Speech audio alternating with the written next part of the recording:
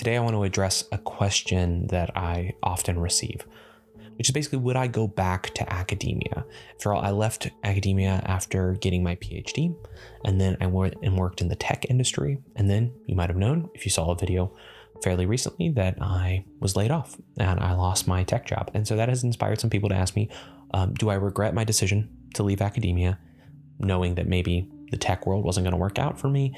And also, would I go back? So let's answer that first question first. Do I regret my decision? The answer is no. I still think that leaving academia was the right choice. I'll talk more about why that is when I talk about why I wouldn't go back. But in general, things did work out fairly well for me after I left academia. I moved around to a couple of jobs, which is pretty normal. And honestly, as I look back at those jobs, I realized that I didn't really love them. I didn't really love those jobs. They were fine, but I kind of felt like I was wasting my life. I don't think I would have gotten better employment if I had stayed in academia, after all. And so you have to kind of compare relatively. But also, leaving academia allowed me to start this. I don't think I would have started a YouTube channel if I were a professor. I don't think now I would be writing every single day for an audience and actually trying to make a career out of it. I used to think of leaving academia as me giving up on my dreams. Actually, I'm now seeing that maybe leaving academia was the thing that allowed me to pursue what I actually want my vocation to be. So I don't regret it. But the question of would I go back now knowing what I know, or in my current circumstances, if someone offered me a tenure track job right now, would I go back? And the answer to that is also no. The main reason that I would not go back to academia, despite the fact that in many ways it's the dream, because you get to read and you get to teach and you get to write and you get to research, and that just sounds amazing. But the reason I wouldn't go back is because I don't think American universities, and I only really know about American universities, I don't think they're actually serving students well anymore. And I really want to clarify, this is not an argument against going to college in general. It's not one of those college is useless kind of rants. I am pro education. I think that college can be a really great thing, and I wish that college and universities in the United States were even better. But right now, what we do is we have students take on massive amounts of debt. The average is something like $30,000 per year for an undergraduate degree.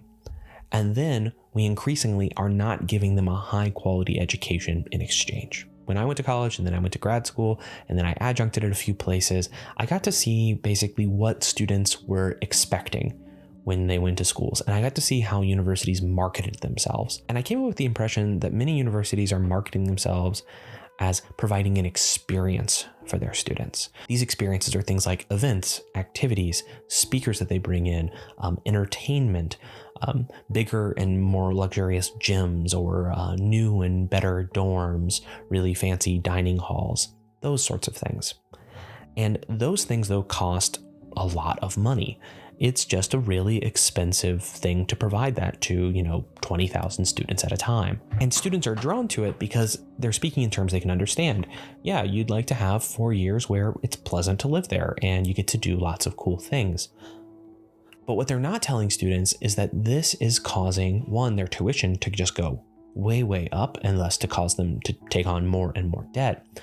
But it's also coming at the expense of academics and actually the education that they can receive. So I looked up, for a little bit of context, Harvard's numbers about how many administrators they have.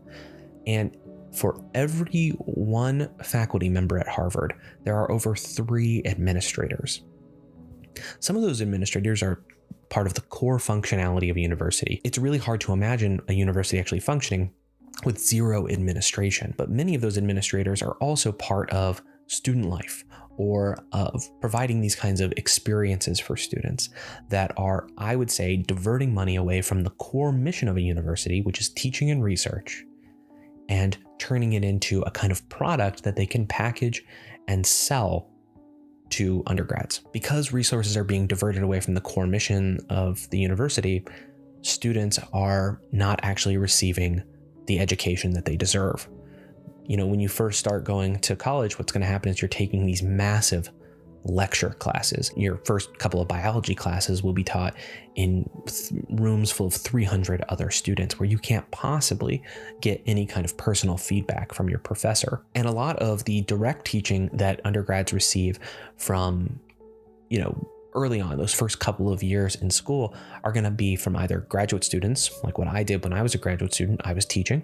I would teach a lot of intro level philosophy classes, or from adjuncts who are underpaid, who are not permanent members of the university community, who don't have a lot of institutional support and are really pretty transient. They're just moving wherever the jobs are. So you're not going to be getting, I would say, like that top quality education that you can really only get from an established professor who gets to teach the same class at the same places. So even if those graduate students or those adjuncts are qualified to teach, or they are really dedicated to teaching, which I think many of them are, they're not going to be able to provide the same high quality experience as a professor, just because they just don't have as much experience behind them, or they're not being allowed to develop their classes over time. They're bouncing from place to place and just teaching whatever class they're told they get to teach that semester.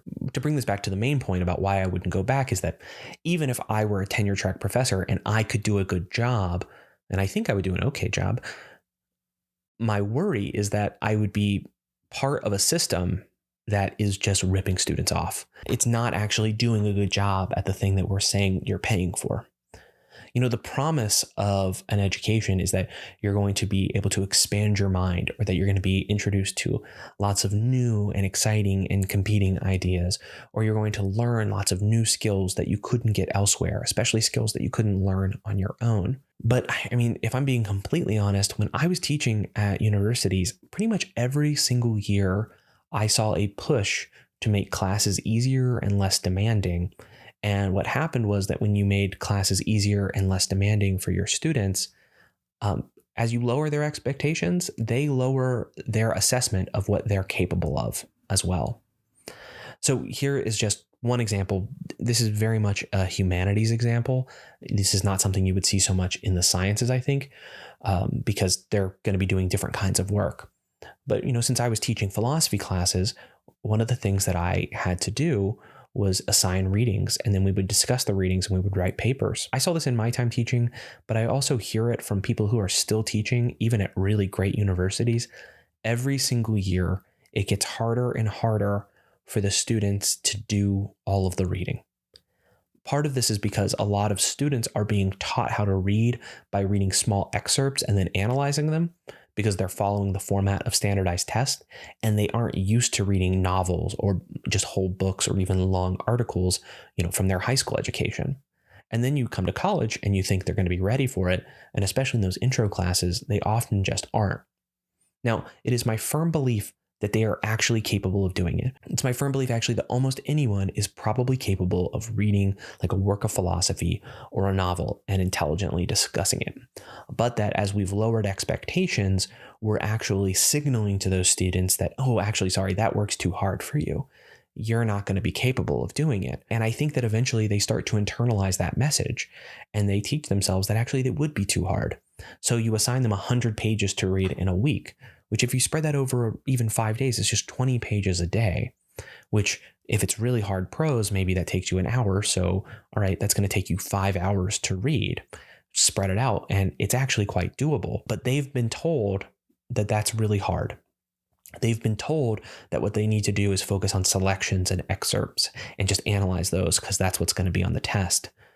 And they never build the skills, and they never build, I would say, the confidence to actually do university level work.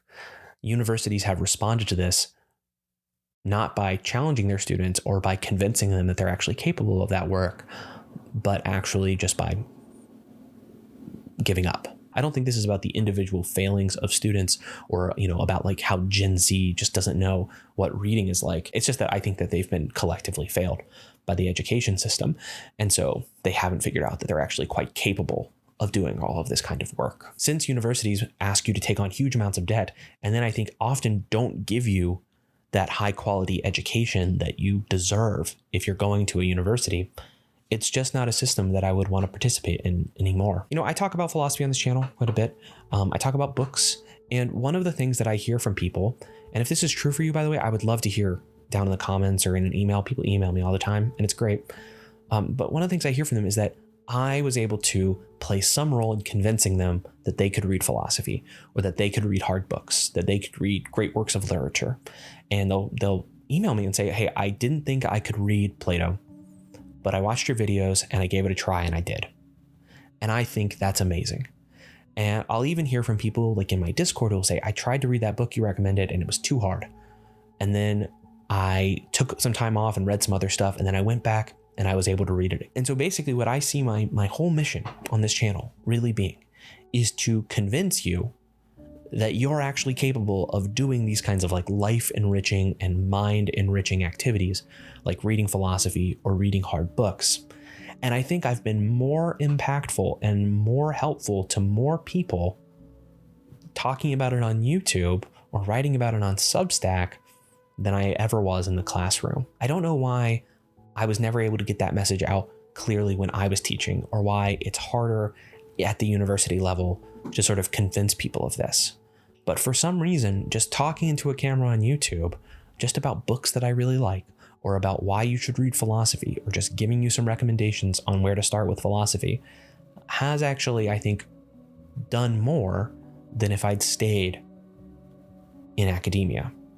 So while I would have loved the life of a researcher, I would have loved the life of a professor, I think I would look quite good, in a tweed jacket with some elbow patches. I just think that I wouldn't go back because I can do more good here. And that idea that I could do some good in the world and that I could help people or even just make some connections with people is why I choose to keep doing this project. And I don't really even think about what it would have been like if I'd stayed in academia. And it seems that my cat agrees, as he has just joined us. Well, I think that is a pretty good indication that I've said enough. So I hope you got something out of this. I'd love to hear from you down below, and I'll talk to you soon.